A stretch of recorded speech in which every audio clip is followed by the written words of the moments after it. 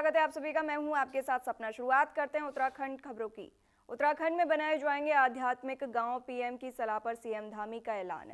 CM Dhami ने अधिकारियों को निर्देश दिए, गांव में योग, आयुर्वेद और ध्यान केंद्रों का विस्तार। उत्तराखंड राज्य स्थापना दिवस के दिन प्रधानमंत्री नरेंद्र मोदी ने राज्य के विकास के लिए सुझाव दिया था, जिस पर धामी सरकार ने आगे बढ़ना शुरू कर दिया। इसके तहत 1 जुलाई एक मेला योजना के तहत स्थानीय सांस्कृतिक मेले को राजकीय मेले का दर्जा दिया जाएगा। इसके आयोजन का खर्च सरकार उठाएगी। इसके साथ ही राज्य में योग, अध्यात्म, आयुर्वेद हब बनाने के लिए हर ब्लॉक के एक गांव को आध्यात्मिक गांव के रूप में विकसित किया जाएगा, जिसको लेकर मुख्यमंत्री पुष्कर सिंह धामी ने प्रधानमंत्री नरेंद्र मोदी के सुझावों पर अमल करने की रणनीति पर चर्चा की।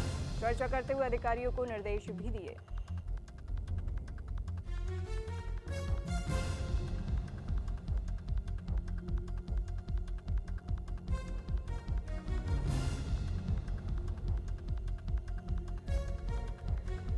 बता दें, उत्तराखंड में बनाए जाएंगे आध्यात्मिक गांव। सीएम धामी ने अधिकारियों को निर्देश दिए हैं। पीएम की सलाह पर सीएम धामी का ऐलान।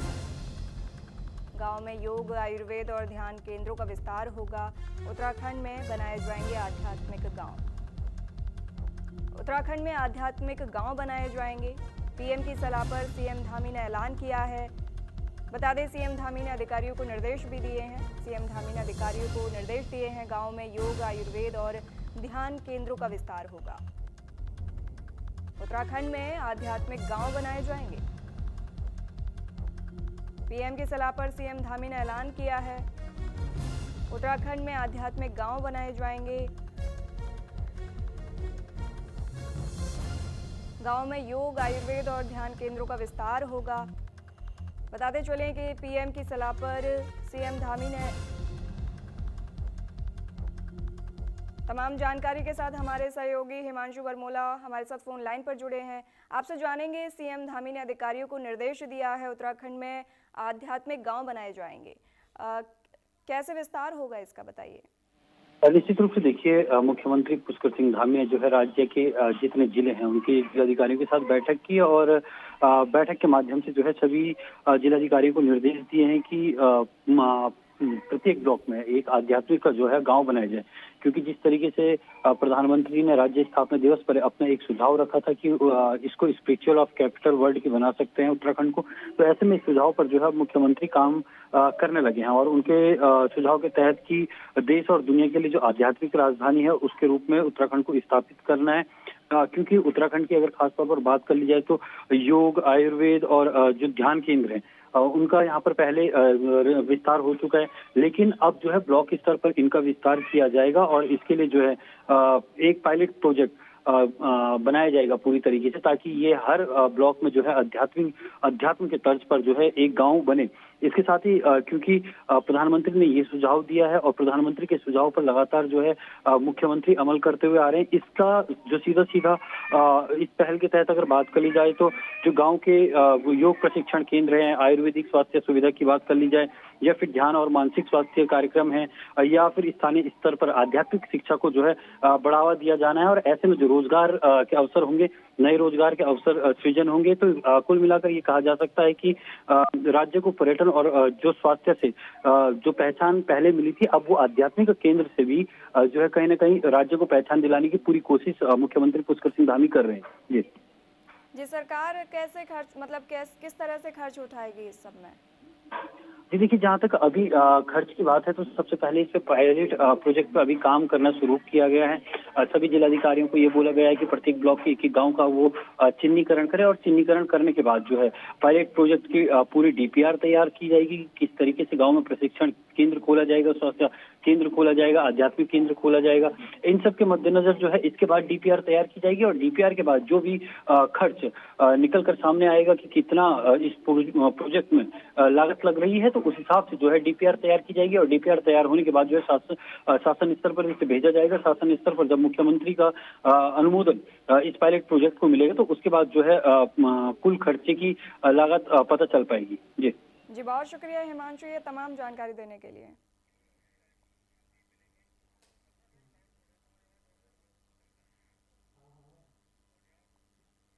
बढ़ते हैं अगली खबर की ओर। कानपुर के पूर्व विधायक प्रणव चैंपियन के बेटे के मारपीट का वीडियो वायरल है। इन दिनों प्रदेश की सुर्खियों में तेज है ये वीडियो। बताते चलें कि प्रणव के बेटे दिव्य प्रताप ने उत्तराखंड के पूर्व मुख्य सचिव एस रामास्वामी के बेटे के साथ दबंगई की। दबंगई दिखाते हुए उसके साथ न सिर्फ मारपीट की बल्कि पिस्तौल दिखाकर जान से मारने की धमकी भी दी है। पुलिस ने गंभीर धाराओं में मुकदमा दर्ज कर लिया है। वहीं तमाम विषय को लेकर बीजेपी विधायक विनोद चमोली का कहना है कि कोई अपराध घटित हुआ है तो उसमें रिलैक्सेशन देना उचित नहीं है। जितना अपराध उतनी सजा होनी चाहिए और पुलिस को अपना काम करना चाहिए। उन्होंने कहा कि वह एक ऐसे अभिभावक के नाते कह सकते हैं, हमको अपने बच्चों को ऐसे रास्तों पर जाने से रोकना चाहिए और बेहतर इंसान बनने के लिए प्रयास करने चाहिए। अगर कहीं कोई गलती हुई है तो चैंपियन भी इस बात को सोच रहे होंगे कि यह सब नहीं होना चाहिए था, लेकिन जो अपराध हुआ है तो कार्रवाई होनी तो निश्चित ही है। सबसे पहली बात तो यदि कोई अपराध घटित हुआ है तो वह कोई रिलैक्सेशन नहीं दिया जा सकता। जितना अपराध उतनी सजा और पुलिस को अपना काम करना चाहिए। एक अभिभावक के नाते मैं कह सकता हूँ, क्योंकि मेरे भी बच्चे हैं, कि हमको अपने बच्चों को इस राह पर जाने से रोकना चाहिए। एक बेहतर इंसान बना के खड़ा करना चाहिए। अगर कहीं कोई गलती हो रही है, गलत राह जा रहे हैं, तो उन बच्चों को की राह ठीक कर उनको सही रास्ता दिखाए। बहुत छोटा है बच्चा है हमारा भी, मैं भी उसको बचपन से जानता हूँ। तो संभवतः चैंपियन सोच भी रहे होंगे कि ये सब नहीं होना चाहिए था, लेकिन अपराध हुआ है तो कार्रवाई तो होगी। अगली खबर की तरफ बढ़ते हैं। 2027 में आयोजित कुंभ की तैयारियां शुरू हो गई हैं। कुंभ मेले की तैयारियों को लेकर बैठक मेलाधिकारी सोनिका सिंह ने बैठक की है। हरिद्वार में 2027 में होने वाले दिव्य और भव्य कुंभ मेले को लेकर तैयारियां तेज हो गई हैं। जहां मेलाधिकारी सोनिका ने प्रेस कॉन्फ्रेंस का आयोजन किया, जिसमें उन्होंने कहा है कि निर्माण कार्यों को तय समय पर और पूरी गुणवत्ता के साथ पूरा किया जाएगा। मेले में स्वच्छता, पार्किंग और यातायात व्यवस्था को लेकर विशेष योजना बनाई जा रही है। साथ ही सीसीआर सभागार में कुंभ मेला अधिकारी सोनिका ने कुंभ मेले की तैयारियों को लेकर प्रेस प्रतिनिधियों से बातचीत की। उन्होंने कहा कि कुंभ मेले को दिव्य और भव्य स्वरूप देने के लिए शासन ने कई निर्माण कार्य और विकास योजनाएं शुरू कर दी हैं। कुंभ को सुव्यवस्थित ढंग से संपन्न करने के लिए सभी स्टॉक होल्डर से सुझाव भी लिए जा रहे हैं। आगे उन्होंने कहा कि दिव्य और भव्य कुंभ आयोजन के लिए आमजन का सहयोग भी जरूरी है।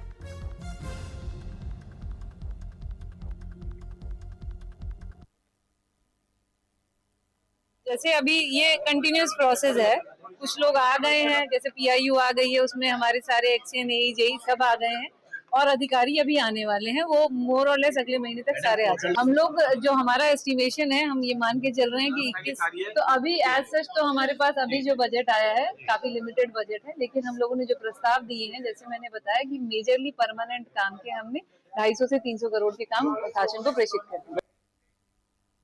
तमाम जानकारी के साथ हमारे सहयोगी विश्वास सैनी हमारे साथ लाइव जुड़े हुए हैं।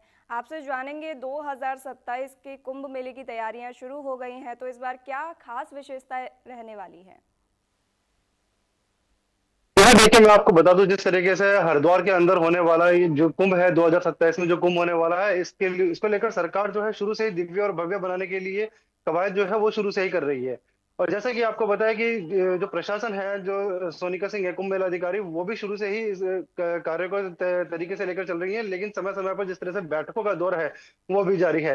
हालांकि हाल फिलहाल जो सोनिका सिंह है, उन्होंने जरूर पत्रकारों के साथ जो प्रेस वार्ता की है, उसमें उन्होंने पूरे काम का जो लेखा जोखा है उसको लेकर जरूर जो पूरी सूचना है उनको साझा किया था। क्योंकि जिस तरीके से देखा जाए, कुंभ मेला जिस तरह से शुरू होने वाला है 2027 में, उसको लेकर समय जरूर काफी कम बचा है, लेकिन प्रशासन जो है वो अपनी तैयारियों को लेकर अभी सतर्क हो चुका है। और जिस तरीके से देखा जाए, हरिद्वार के अंदर कई काम ऐसे हैं जिनको अभी करना बाकी है। जिस तरीके से चौड़ीकरण हो गया, या हम कहें कोई स्थायी अतिक्रमण जो हो रखे हैं उनको भी रास्ते से हटाने की बात है, वो भी हटाया जा रहा है। क्योंकि समय समय पर जो अतिक्रमण हटाने की जो कवायद है वो भी सिंचाई विभाग की तरफ से की जा रही है, क्योंकि वो भी एक कुंभ के कार्य को, कुंभ की तैयारी को लेकर वो भी एक प्रक्रिया जो है वो भी बनी हुई है। इसको लेकर जो सोनिका सिंह है वो भी समय समय पर बैठकें कर रही हैं। और जिस तरह से चौड़ीकरण की अगर हम बात करें, तो सिंचाई विभाग द्वारा ऋषिकुल से सतनाम घाट तक 810 मीटर लंबाई वाले घाट का जो निर्माण कार्य है वो जारी है। और इसी तरह अमरापुर घाट से तुलसी घाट तक 770 मीटर लंबा घाट बनाने का जो काम है वो भी तेजी से चल रहा है। तो मेलाधिकारी ने बताया कि लोक निर्माण विभाग द्वारा बहादुराबाद से सिडकुल 4 लेन का मार्ग और शिवालिक नगर चौक से भेल मध्य मार्ग का जो चौड़ीकरण है वो भी कार्य जो है उसके भी टेंडर जो है वो पूरे हो चुके हैं। तो इसका लेकर जो कुंभ मेले को लेकर जिस तरह से तैयारियां हैं वो भी इस टाइम पे समय समय पर जो है वो पूरी तरीके से तैयार की जा रही है। और कुंभ मेला अधिकारी जो है वो भी प्रशासन के साथ बैठकर इसको लेकर समन्वय बनाने की जो कवायदे हैं वो भी कर रहे हैं। जी जी, कुंभ मेले को दिव्य और भव्य बनाने के लिए कौन-कौन सी विकास योजनाएं शुरू की गई हैं?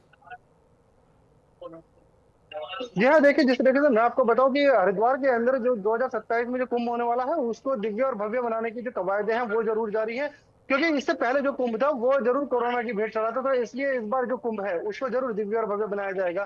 तो इसको लेकर इस बार जो जितने भी ये निर्माण कार्य होने हैं वो स्थायी निर्माण कार्य होने हैं। हालांकि जिस तरीके से अभी जितने भी कुंभ होते थे उनमें अस्थायी निर्माण कार्य जो होते थे तैयारियों को लेकर, जिस तरह आपने चंडीगढ़ जो हरिद्वार के जो हर की पैड़ी है, हर की पैड़ी पर जो पुल बनाए जाते थे वो अस्थायी पुल बनाए जाते थे। और उन अस्थायी पुलों पर जिस तरह से पूरे जो भीड़ है श्रद्धालु की उस भीड़ को ले जाया जाता था, उसके बाद उन पुलों को हटा दिया जाता था। लेकिन इस बार जिस तरह से जो कवायदे हैं पूरे काम करने की, उसको लेकर इस बार स्थायी निर्माण पर ज्यादा ध्यान दिया जा रहा है कि जितना भी निर्माण हो वो स्थायी निर्माण हो। और कई जगह ऐसी है जहां पर इस वक्त जरूरी है कई घाटों का निर्माण करना, और कई घाट ऐसे हैं वो स्थायी निर्माण की श्रेणी में ही आएंगे। तो उसको लेकर बजट जरूर बजट की जो कवायद है वो भेज दी गई है और उसको लेकर बजट मंगाया जा रहा है। हालांकि अभी बताया जा रहा है आंशिक बजट ही जो जारी हुआ है उसको लेकर नगर निगम को लेकर और सिंचाई विभाग को लेकर जो प्रक्रिया है उनको चालू करने की बात की गई है। जिस तरीके से जो स्थायी सड़कों पर जिस तरह से जो स्थायी अतिक्रमण है उसको हटाया जा सके और आगे की जो निर्माण कार्य है वो तेजी से शुरू किए जा सके।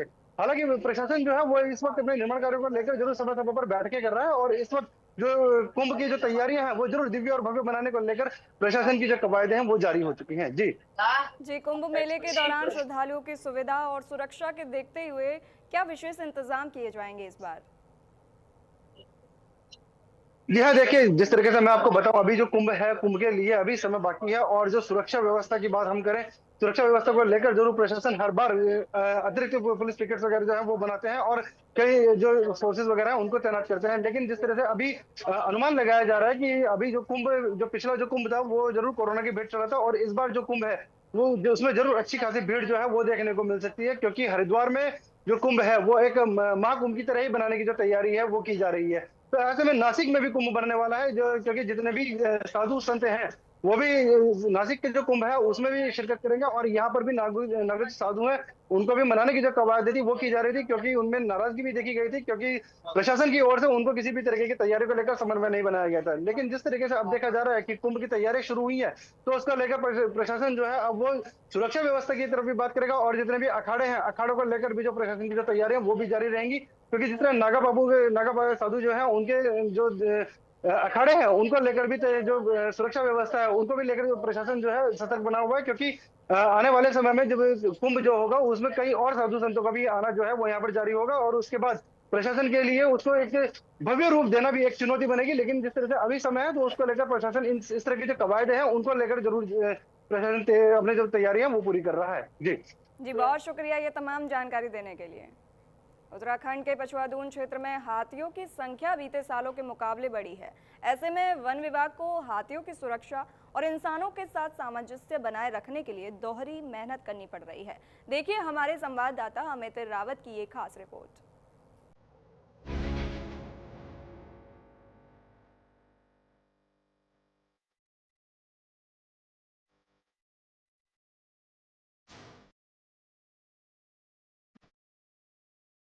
देहरादून के पछवादून क्षेत्र से सटे आरक्षित टिमली जंगल से पर्यावरण प्रेमियों के लिए राहत और खुशी भरी खबर आई है।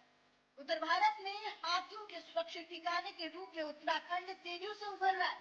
भारतीय वन्य जीव संस्थान की रिपोर्ट के अनुसार देश भर में कुल 22,446 हाथी हैं, जिनमें से 1792 हाथी उत्तराखंड में मौजूद है।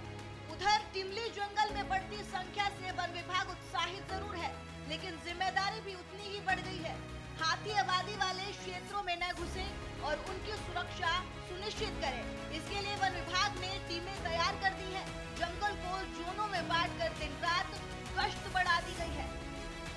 ये हमारे पास जो है 30 से लेके 40 तक का जो है समूह है यहाँ पर, जिसपे हाथी है और जो है कुछ माइग्रेटरी भी हैं, लेकिन इतना 30 से लेके 40 तक तो हमारे पास हैं। डेफिनेटली हमारे लिए खुशी की बात है, क्योंकि ये प्राकृतिक आवास है हाथी का, और अब प्राकृतिक आवास में स्थितियां अनुकूल हम कर रहे हैं। उच्च स्तर से भी हमारे जो है वन संरक्षक महोदय से भी, उप वन संरक्षक महोदय से भी हमको जो है दिशा निर्देश प्राप्त हुए हैं। उनका जो है अक्षरशः पालन किया जा रहा है, और लगातार मैं भी क्षेत्र में बना हूँ।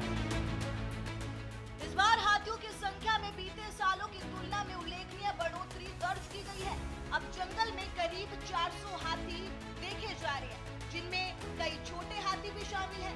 वन विभाग के अनुसार यह क्षेत्र हाथियों के प्रजनन के लिए सुरक्षित और अनुकूल जगह बन गया है, जिसके चलते हाथियों का कुनबा लगातार बढ़ रहा है।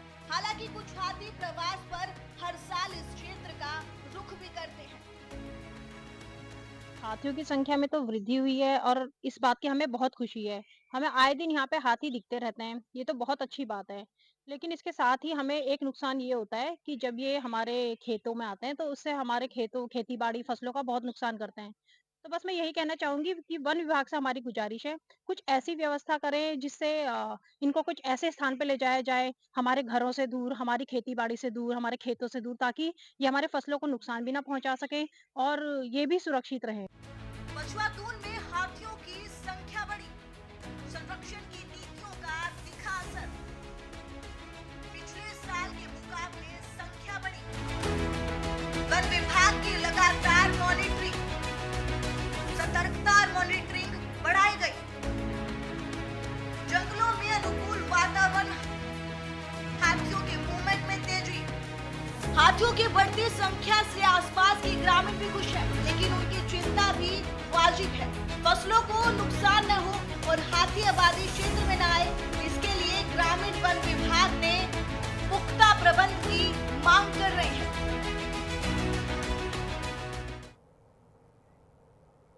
प्रदेश में अब राजनीतिक दलों के सामने अगली बड़ी चुनौती साल 2027 के विधानसभा चुनाव की है।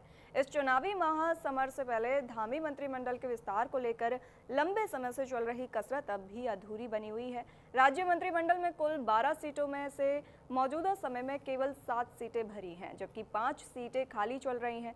लंबे समय से इन खाली पदों को भरने की कवायद जारी है, लेकिन लगातार देरी का सिलसिला थम नहीं रहा। इसी मुद्दे पर पूर्व कांग्रेस प्रदेश अध्यक्ष करण माहरा ने सरकार पर निशाना साधते हुए कहा कि अब चुनाव सामने है, वर्किंग बोर्ड के बस 5-6 महीने ही बचे हैं, उसके बाद सीधे चुनावी तैयारी शुरू हो जाएगी। ऐसे में अब मंत्रिमंडल बनाएं या ना बनाएं कोई फर्क नहीं पड़ता, लेकिन कैबिनेट खाली रखकर बीजेपी ने जनता का नुकसान किया है। अगर बीजेपी के पास योग्य लोग होते तो आज भी 90% मंत्री और प्रवक्ता कांग्रेस पृष्ठभूमि के नहीं होते।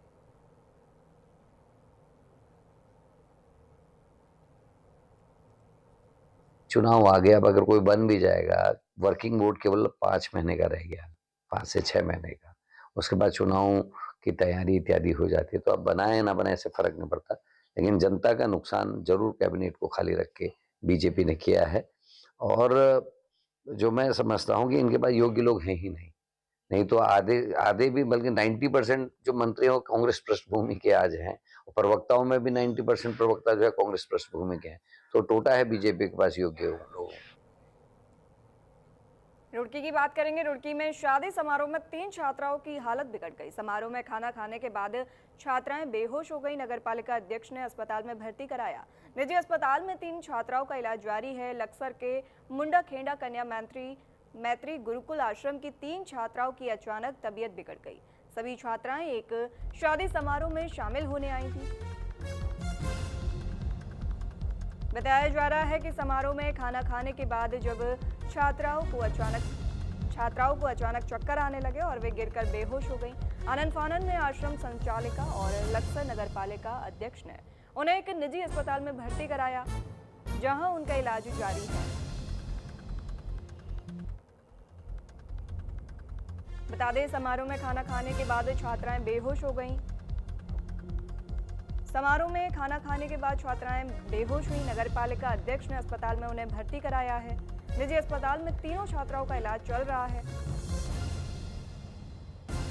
रुड़की में शादी समारोह के दौरान 3 छात्राओं की हालत खराब हो गई। बता दें,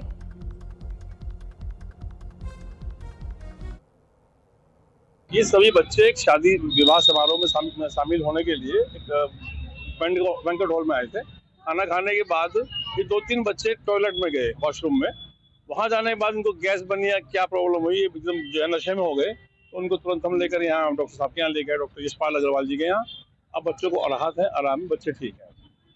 डॉक्टर कह रहे गैस्ट्रिक प्रॉब्लम हुई है, इनके दिमाग में गैस चढ़ गई है। हो सकता है वॉशरूम में कुछ प्रॉब्लम रही हो, ज्यादा लोग रहते हैं, थोड़ा सा गैस बन जाती है, उसी वजह से ऐसा हुआ। में तेज रफ्तार का कहर देखने को मिला, जहां तेज रफ्तार बाइक सवार ने कार को जोरदार टक्कर मार दी। टक्कर लगने से बाइक सवार दोनों लोग घायल हो गए। वहीं पूरी घटना आसपास लगे सीसीटीवी कैमरे में कैद हो गई। बताया जा रहा है कि रोड पर अचानक से मुड़ रही गाड़ी में सामने से आ रही बाइक ने जोरदार टक्कर मार दी। पूरी घटना आसपास लगे सीसीटीवी कैमरे में कैद हो गई। तेज रफ्तार का कहर रुकने का नाम नहीं ले रहा है। तेज रफ्तार बाइक ने कार में टक्कर मार दी। हादसे में बाइक सवार 2 लोग घायल हो गए। पूरा मामला सीसीटीवी में कैद हो गया है। बताते चले पूरी घटना सीसीटीवी कैमरे में कैद हो गई। तेज रफ्तार बाइक ने कार में टक्कर मारी।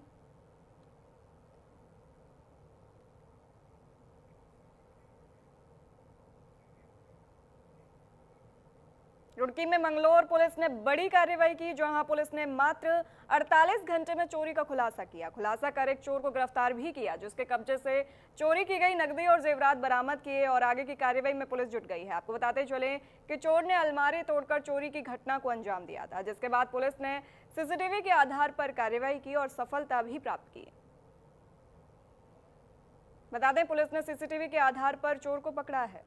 पुलिस को सफलता मिली है। चोर के पास से नगद और जेवरात भी बरामद हुए हैं। रुड़की में मंगलोर पुलिस को बड़ी सफलता मिली है, बड़ी कार्रवाई की है। मात्र 48 घंटे में पुलिस ने चोरी का खुलासा किया। बताते चलें, एक चोर को गिरफ्तार भी कर लिया। अलमारी तोड़कर चोरी को अंजाम दिया था। चोरों के कब्जे से चोरी की गई नकदी और जेवरात भी बरामद हुए हैं। पुलिस आगे की कार्रवाई में जुट गई है।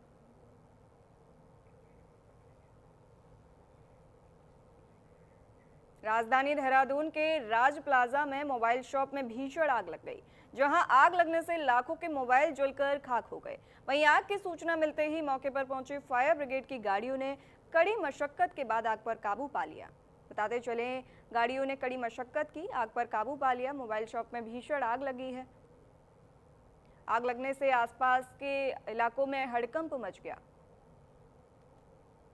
लाखों के मोबाइल जलकर खाक हो गए इस आग में। बताते चलें, भीषण आग लग गई मोबाइल शॉप में, जहां पर लाखों के मोबाइल जल गए। आग लगने से आसपास के इलाकों में भी हड़कंप मच गया। फायर ब्रिगेड की गाड़ियों ने कड़ी मशक्कत के बाद आग पर काबू पाया। बताते चलें, आग में लाखों के मोबाइल जलकर राख हो गए। मोबाइल शॉप में भीषण आग लगी। आग लगने से आसपास के इलाकों में हड़कंप मच गया है, लेकिन गाड़ियों ने कड़ी मशक्कत के बाद आग पर काबू पा लिया।